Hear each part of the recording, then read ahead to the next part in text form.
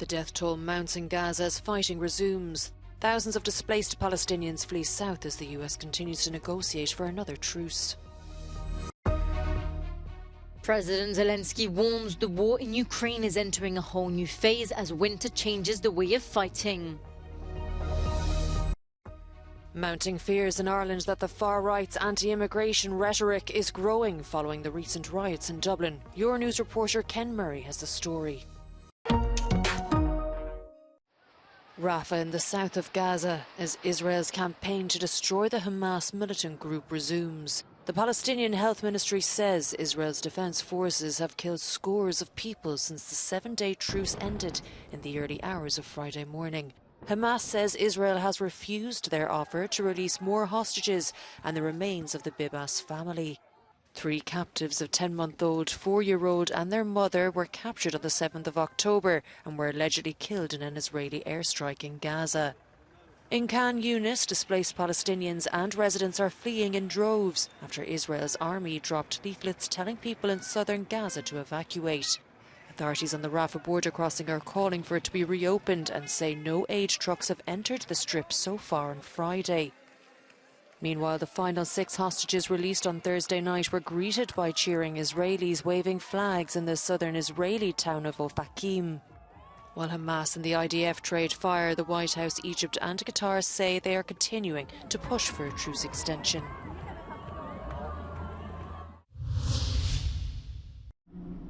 The war in Ukraine has entered a new phase, with winter expecting to complicate fighting after a summer counter-offensive that failed to produce desired results due to shortages of weapons and ground forces. У нас нова фаза війни, і це факт. Війна складна, зима в цілому це нова фаза війни. Бо війна зимова, вона відбувається не тільки на лінії фронту і всередині міст, через велику кількість застосування ворогом дронів, через велику кількість застосування ракет, включаючи балістику тощо. Ми бачимо навіть наслідки того, що глобальне суспільство через трагедію Близького Сходу переключилось. І це факт. І не визнавати може тільки сліпий. Не можна допустити, щоб забули про війну тут. Вона тут, повномасштабна, складна, велика, глобальна, найбільша спочатку, не спочатку, а найбільше з Другої світової війни. Friday morning, the Ukrainian army announced that during a new nighttime air attack from Russia in the south and east of the country, air forces destroyed 18 out of 25 drones and 1 of 2 Russian missiles.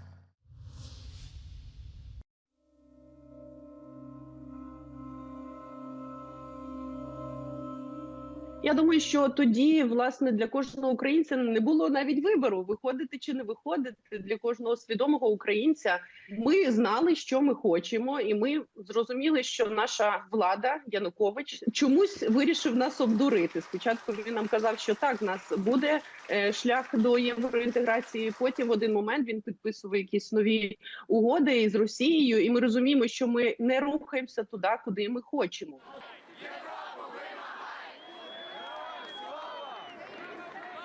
Для мене це така дуже дивна особиста історія, бо я сам з Луганська, і в перші дні Євромайдану я за співпадінням був в Києві.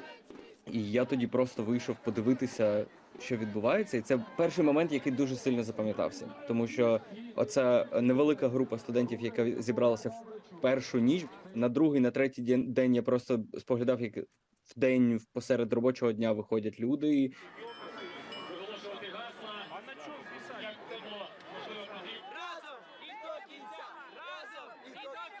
Many people said, you know, I went to bed in Kiev, I woke up in Moscow. And at that point, the protest mushroomed massively. So this was the 1st of December, 2013. And then within hours, I think the next day, you had almost 1 million people on the streets of central Kiev. Buildings were occupied. A permanent tent city was established on Maidan.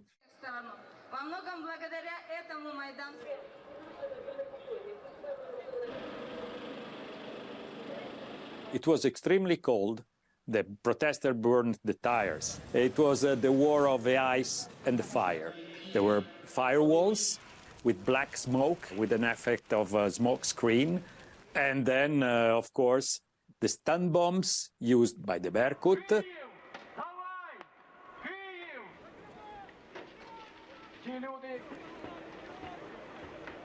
Люди в центрі міста вбиті нашою владою. Ну, це був такий поворотний момент, який викликав обурення ще більше.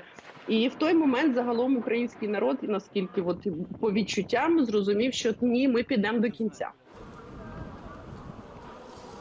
І це, власне, був момент перетворення. Це, власне, оцей дуже довгий рух створення громадянського суспільства, який почався ще на початку 2000-х, він досяг цього першого піку, власне, в лютому 2014 року, коли стало зрозуміло, що ми, люди, громадяни України, громадянське суспільство, дійшли до того моменту, коли ми вже не можемо співіснувати з цим урядом, і потрібно щось змінювати.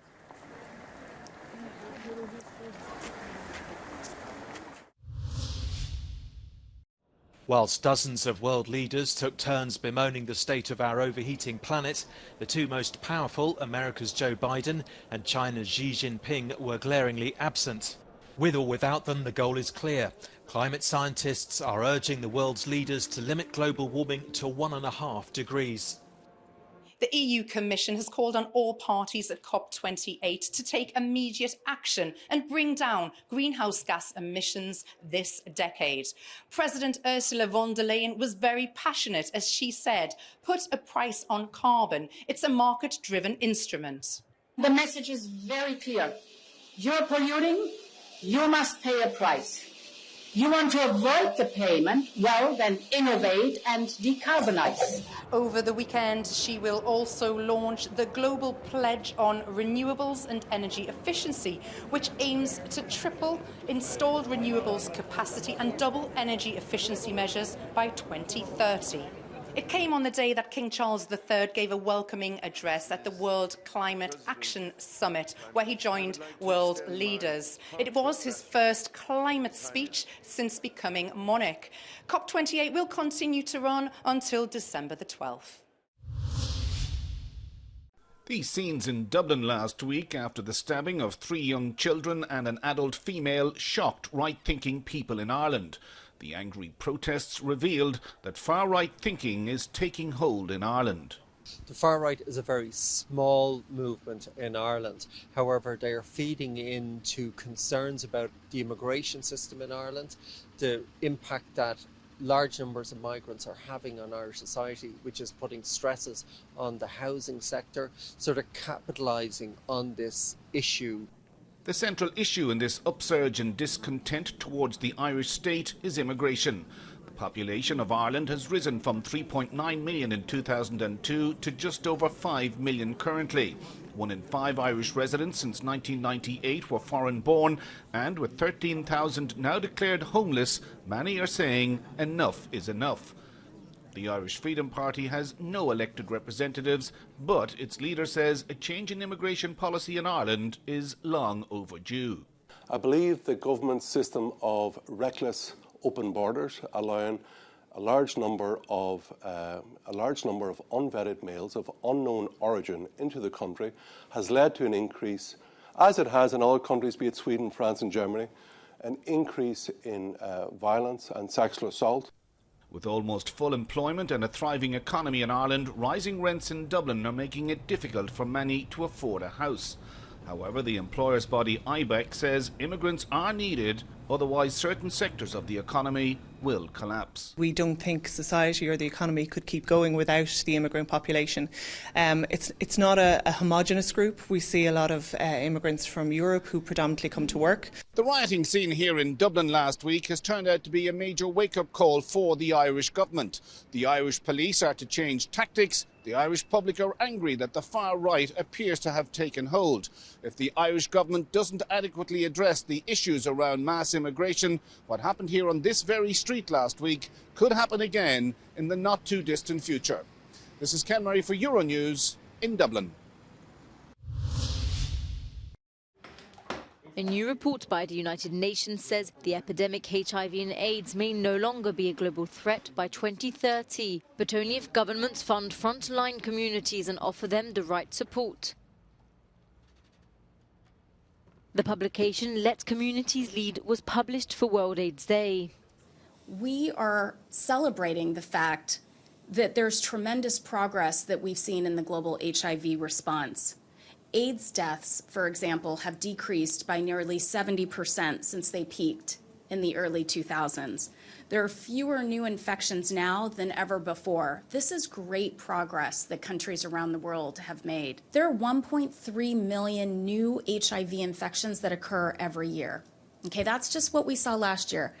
That is striking. That means we are leaving major populations behind, and we are not closing the gaps that need to be closed. In Kazakhstan, new HIV infections are on the rise, but preventive treatment is free at the National AIDS Center. However, taboos prevail, and many of those suffering do not want to be seen at the facility.